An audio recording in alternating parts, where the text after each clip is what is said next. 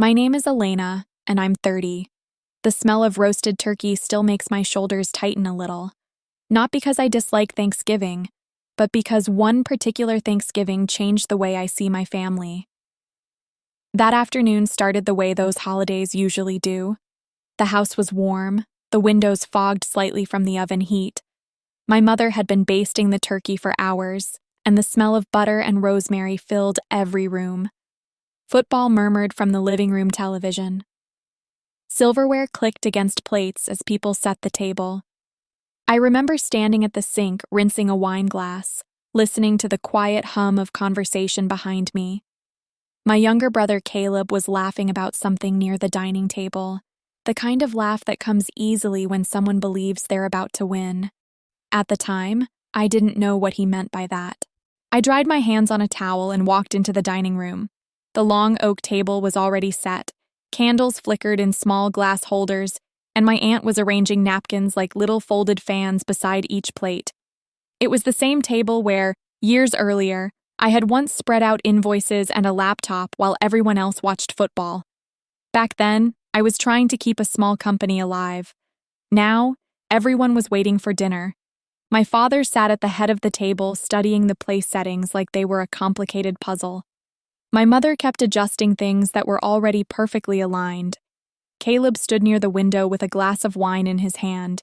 He was wearing a tailored jacket, even though it was a family dinner. That was always his style, polished, confident, ready to step into a room as if the room already belonged to him. At some point, the conversation softened, the way it does when people sense someone wants to speak. Caleb cleared his throat. "Before we eat," he said, lifting his glass slightly, "I just want to thank Mom and Dad for trusting me, and for officially handing me the company." The sentence settled over the table slowly. Then he added, almost casually, "And Elena won't be involved anymore." For a moment, nobody moved. Someone's fork paused halfway to their plate. My cousin stopped pouring water. Even the television in the other room sounded suddenly louder. I didn't say anything. Instead, I picked up the glass of wine in front of me and took a slow sip. The glass felt cool against my fingers. The wine tasted a little dry. Across the table, my father avoided looking at me. He ran his thumb along the grain of the wood like he was tracing a path only he could see. My mother dabbed her lips with a napkin that didn't need dabbing. Caleb kept talking. He said our parents wanted stability, a real leader, someone who could take the company to the next level. The way he said it sounded practiced, like he had rehearsed the moment. I listened quietly, not because I agreed, and not because I was shocked. Betrayal has a particular feeling. It arrives quietly, but once it's in the room, you recognize it immediately. Metallic, familiar. While Caleb spoke, memories moved through my mind in small flashes. A cold studio apartment where I first started the business at 23. Stacks of paperwork balanced on a borrowed desk. The first client call I almost canceled because I wasn't sure I could deliver what I promised. The nights I stayed up reviewing contracts while the city outside my window slowly went silent. All of it passed through my thoughts in a few calm seconds. Around the table, relatives shifted uncomfortably. Some looked down at their plates. Others glanced between my brother and me like spectators waiting to see how the scene would unfold. Family dinners have a strange way of turning into quiet trials. Nobody appoints a judge, but everyone watches. Caleb finished speaking and lifted his glass again, smiling in that relaxed way people smile when they believe the story is already settled. "And honestly," he added, "this is the best direction for the company." The room stayed quiet. I set my wine glass down carefully. Then I looked at my father. For the first time that evening, our eyes met. "Should I tell them now?" I asked calmly. "Or do you want to?" The question landed softly, but the effect was immediate. My father blinked once, like a man suddenly remembering something important locked in a drawer. Caleb's smile shifted slightly, and somewhere in the hallway behind us, the oven timer clicked. I folded my hands on the table and waited. The timer in the kitchen stopped ringing after a few seconds. No one moved to turn it off. For a moment, the room stayed exactly as it was. My father looking at me. Caleb standing near the window with his glass in hand. My mother sitting very still beside the serving plates. I noticed small things. The faint sound of wind against the windows. The smell of roasted turkey and rosemary drifting from the kitchen. The wax of the candles slowly bending toward the heat. My father cleared his throat. "Elena," he said carefully, "this really isn't the time." His voice had the tone he used when he wanted a conversation to disappear quietly. I nodded once. "That's fair," I said. Then I added gently, "But Caleb chose the time." Across the table, my aunt shifted in her chair. My cousin set the water pitcher down a little too quickly. Caleb let out a short laugh. "You're making this bigger than it is," he said. "Mom and Dad just want the business to move forward." He spoke easily, smoothly, but I could hear the tension underneath. For years, I had become good at noticing those small changes in people. It comes from negotiating contracts, listening to what someone says, and what they carefully avoid saying. I picked up my napkin and folded it once. The fabric felt stiff between my fingers. "I'm glad the company is moving forward," I said. "I spent 7 years making sure it could." Caleb's expression tightened for a moment. Our relatives were watching more openly now. My uncle leaned back slightly in his chair. My aunt rested her hand against her glass but didn't drink. My mother finally spoke. "Dinner is getting cold," she said softly. "Let's just eat." Her voice had that careful tone people use when they want a conversation to slide away before it becomes uncomfortable.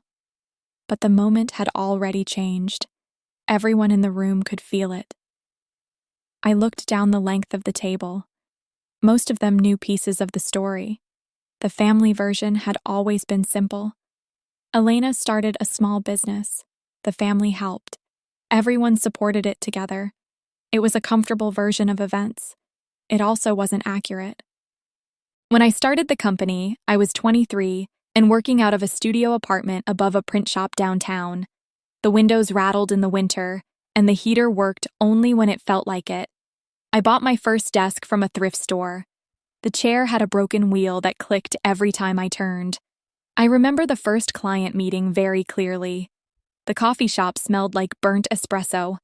My hands were shaking under the table while I explained a project timeline I had barely figured out myself the night before. But the client agreed. That contract paid my first employee 3 months later, then 2 employees, then a small office space. Those early years were quiet and steady. I handled every negotiation, every account, every payroll cycle. Some weeks I paid my team before I paid myself. None of that felt dramatic at the time. It was simply work. My parents became involved later. At first it was advice, small suggestions during Sunday dinners, questions about whether I should expand or take outside investment. Eventually, those conversations turned into meetings. My father liked the idea of structure, boards, titles, formal roles. My mother preferred harmony. She often reminded me that family businesses required trust. I listened. But I also developed another habit during those years. I documented everything, every contract, every equity discussion, every email confirming decisions. Not because I expected trouble, but because I had learned early that businesses survive on paperwork more than promises. Across the table, Caleb took another sip of wine. He hadn't been around much during those early years. He had moved from one career idea to another, a year in real estate, a short attempt at consulting, then a long stretch where he described himself as figuring things out.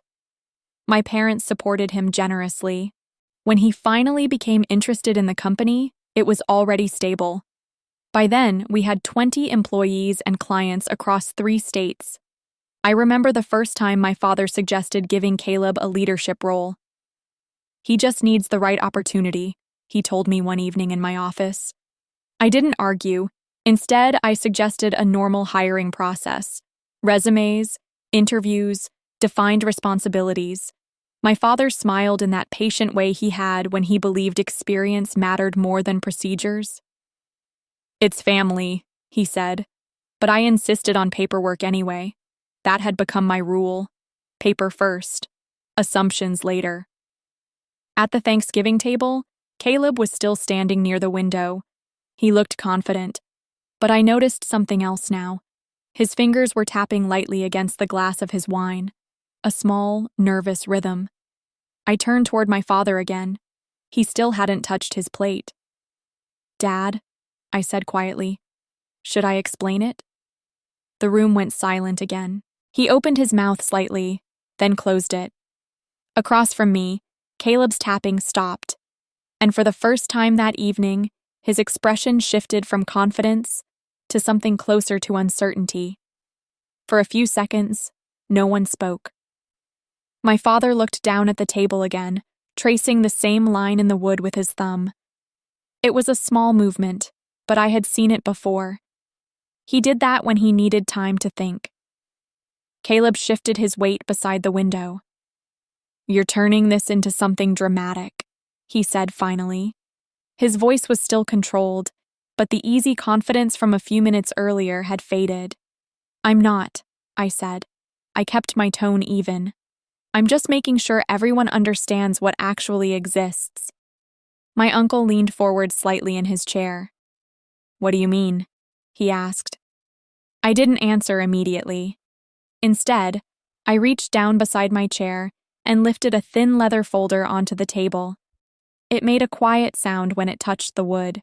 The folder had been sitting next to my coat since I arrived. I had placed it there almost absent-mindedly when I walked in. At the time, I hadn't decided whether I would need it. Now the room seemed to notice it all at once. Caleb frowned. "What's that supposed to be?" I rested one hand lightly on the folder. "Just paperwork," I said. Then I looked toward my father again. "Do you want to walk them through it, or should I?" My father exhaled slowly through his nose. "Elena," my mother said quickly, "this really isn't necessary." Her voice had sharpened slightly, but I shook my head once. "It is now," I said. No anger, no raised voice, just a simple correction. I opened the folder and slid a few documents onto the table. The paper felt smooth under my fingertips. The edges were already slightly worn from being reviewed several times over the past few weeks. I turned the first page toward my father. Incorporation documents. The date was 8 years earlier. My uncle adjusted his glasses and leaned forward a little more. Caleb gave a small, impatient laugh. "You brought business paperwork to Thanksgiving?" "I didn't plan to use it," I said calmly. I paused for a moment, then added, "But Caleb decided to make an announcement." That sentence settled quietly across the table. My father flipped the first page slowly. The sound of paper moving in a silent room can feel surprisingly loud. He turned another page, then another. Across from him, Caleb crossed his arms. "You're acting like I did something wrong," he said. "No," I replied. "I'm just making sure we're discussing the same company." My cousin looked from the documents to my father. "What are those exactly?" she asked. "Corporate records," I said. My father kept reading. I noticed his shoulders lowering slightly as he moved through the pages. It was the posture of someone recognizing something they already knew was there. Caleb watched him impatiently. "You're seriously going to entertain this?" he said. My uncle spoke before anyone else could answer. "Well," he said calmly, "if we're talking about ownership, paperwork seems like a reasonable place to start." No one disagreed. My father turned another page. The candlelight reflected softly on the paper. Finally, he set the stack down. For several seconds, he didn't say anything. Caleb looked irritated now. "Dad?" My father rubbed his forehead once. "Elena started the company," he said quietly. The sentence sounded heavier than it should have. Caleb shrugged. "Yeah, everyone knows that." But my father didn't look at him. Instead, he tapped one of the pages with his finger. "This shows the original structure," he said. My aunt leaned closer to see. What structure? My father hesitated. I could see the moment he realized the story Caleb had just told didn't match what was sitting on the table, so I answered for him. The ownership structure, I said. I slid another page forward. Equity agreement, signed, dated, filed. My uncle read the heading slowly. Then he looked up at Caleb. Your name isn't here, he said. The room went quiet again. Caleb frowned and stepped closer to the table. That's old paperwork, he said quickly. The structure changed. I folded my hands calmly in front of me. No, I said. It didn't. Caleb looked at my father. Tell them. But my father didn't speak. Instead, he turned another document toward the center of the table. An email confirmation. Printed, signed, acknowledging the same ownership structure. 3 years later. My cousin's eyes widened slightly. Wait, she said slowly. Are you saying the company still belongs to Elena? I didn't answer. Instead, I reached into the folder again and placed one more document beside the others. This one had a different heading. Interim CEO appointment. Unsigned. Invalid without board approval. My uncle read it carefully. Then he leaned back in his chair. Well, he said quietly, that explains quite a lot. Across the table, Caleb's face had gone very still, and for the first time that night, he looked less like someone giving a speech, and more like someone realizing the floor beneath him might not be as solid as he thought. No one reached for their food. The turkey sat in the center of the table, steam slowly fading into the air. Caleb looked from the papers to my father, then back to me. This is ridiculous, he said. You're twisting things. His voice was sharper now, but I didn't respond right away. Instead, I straightened the small stack of documents so the edges lined up neatly. It's a habit I picked up during years of meetings. When conversations become tense, order helps keep things steady. My uncle cleared his throat. Elena, he said calmly, can you explain what we're looking at? I nodded. Yes. I paused for a moment, not because I was unsure, but because I wanted the explanation to be simple, not emotional, just clear. When I started the company, I said, I registered it under a standard structure, founder ownership, sole equity holder. I tapped the first page gently. This is the incorporation filing. Then I moved my finger to the next page. This is the equity agreement confirming that structure. A small pause. And this, I added, touching the email printout, is a written acknowledgement from 3 years later when we reorganized operations but kept the same ownership. My cousin leaned closer to the table. So the ownership never changed? No, I said. Caleb scoffed quietly. That's not what Mom and Dad told me. My mother shifted in her chair. Caleb, she said softly, we were trying to find a solution. But he barely seemed to hear her. He was looking directly at me now. You knew I was stepping into leadership, he said. Yes, I replied. That's not the same as ownership. His jaw tightened. The room had become very still again. Even the television in the other room seemed quieter now. I folded my hands together and looked down at the papers for a moment. Then I spoke again. About 3 weeks ago, I said, one of our accountants sent me a message. My father looked up immediately. Caleb frowned. What message?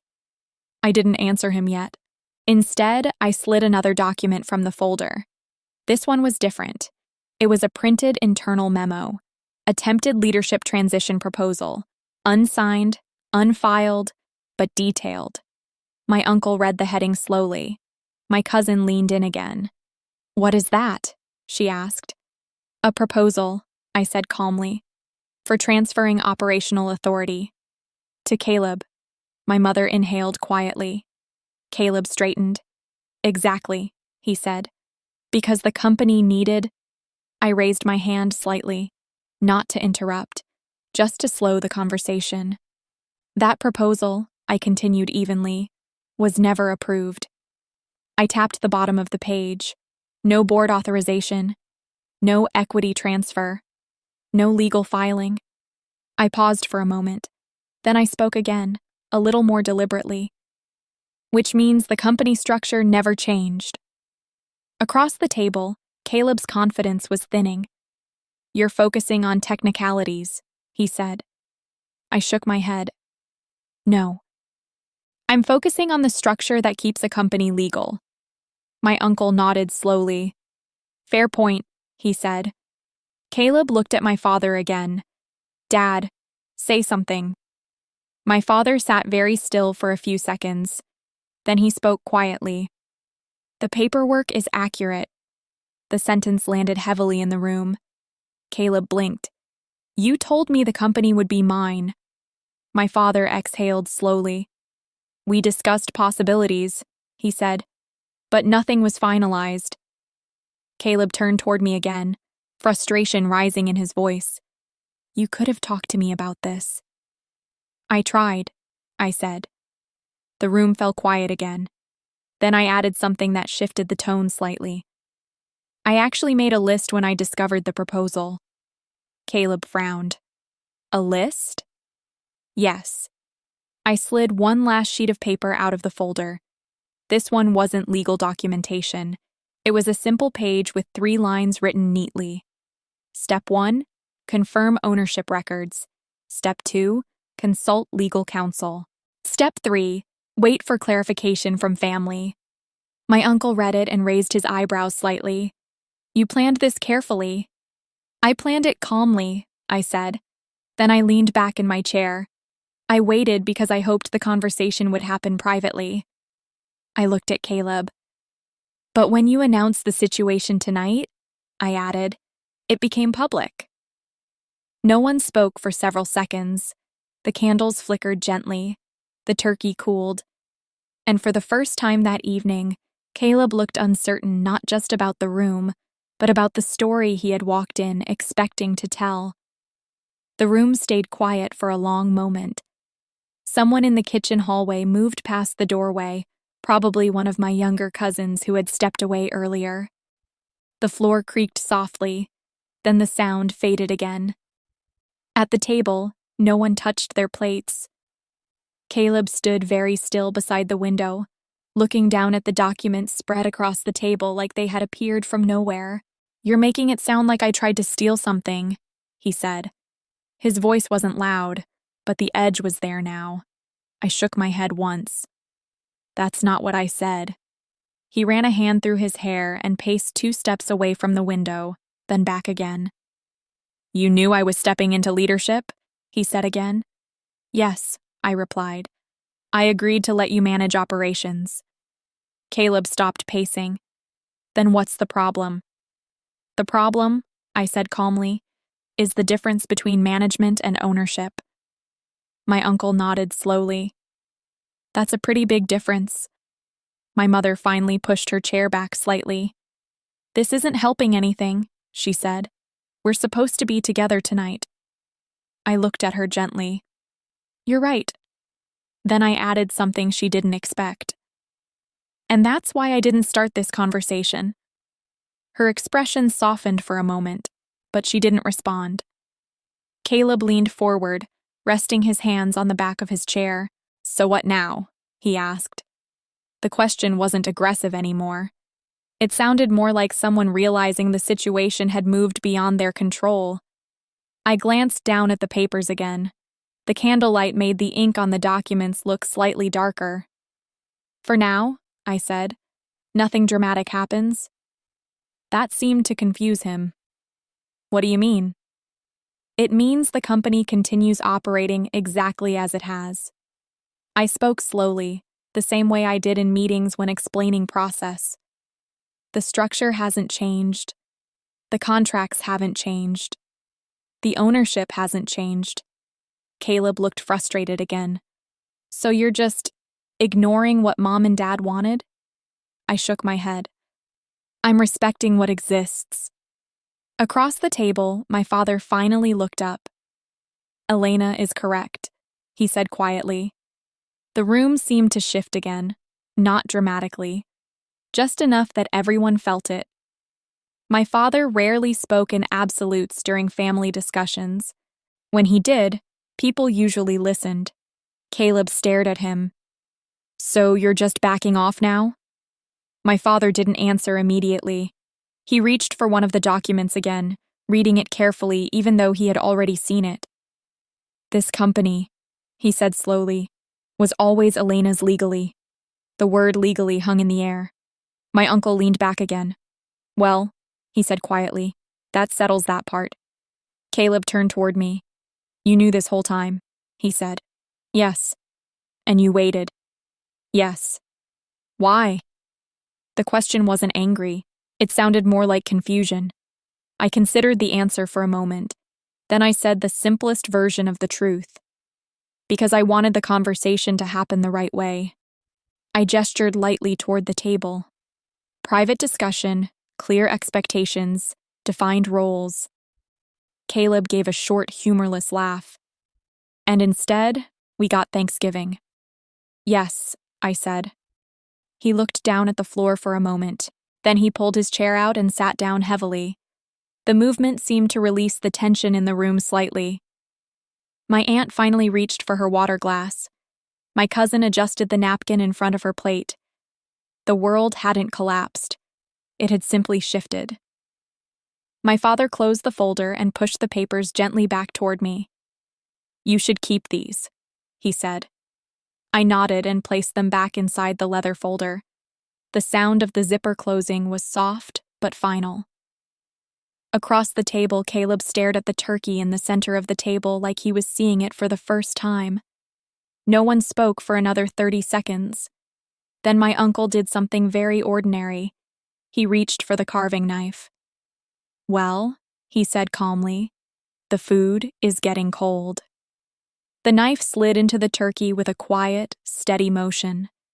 For the first time in almost 15 minutes, people began to breathe normally again. But the conversation that mattered had already happened. And the real outcome of that conversation would become clear over the next few weeks. Once lawyers, records, and timelines finished confirming what the paperwork on that table had already shown. The rest of dinner moved slowly. People spoke in short sentences. Plates were passed. Someone refilled the wine glasses. My uncle continued carving the turkey with steady, practiced movements. But the energy at the table had changed. Not tense anymore. Just quieter. Caleb didn't say much for the rest of the meal. He stayed in his chair, occasionally nodding when someone asked a polite question, but the earlier confidence was gone. My parents were quiet too. My mother focused on small things, adjusting serving spoons, making sure everyone had enough vegetables. My father finished his glass of water and folded his napkin carefully beside his plate. When dinner ended, people stood slowly and began carrying dishes to the kitchen. The familiar rhythm of cleanup started, running water, plates stacking, someone opening the dishwasher. I helped for a few minutes, rinsing a few serving bowls while my aunt dried them beside me. Neither of us mentioned the conversation. After a while, I slipped my coat on and returned to the dining room. The folder was still sitting where I had placed it earlier. I picked it up. My father was standing near the hallway when I turned around. "Elena," he said. His voice was quiet. I stopped. For a moment we just stood there, the sounds of the kitchen moving behind us. "You didn't have to do it this way," he said. I thought about that. Then I answered honestly. "I didn't start it this way." He nodded slowly. "I know." There was a pause. "I thought," he continued, choosing his words carefully, "that maybe if Caleb felt responsible for something important, it might help him settle." I understood what he meant. Parents sometimes try to solve problems quietly, moving pieces around without explaining the full picture. But businesses don't work like that. Neither do legal structures. "I hope he finds something that works for him," I said. My father looked at the folder in my hands. "You already spoke with a lawyer." It wasn't really a question. "Yes," I said. 2 weeks ago." He nodded again. "I figured." There wasn't much else to say. After a moment, he placed his hand lightly on my shoulder. "Drive safely," he said. Then he walked back toward the kitchen. I stepped outside into the cold evening air. The temperature had dropped since afternoon. My breath formed a small cloud as I walked down the driveway.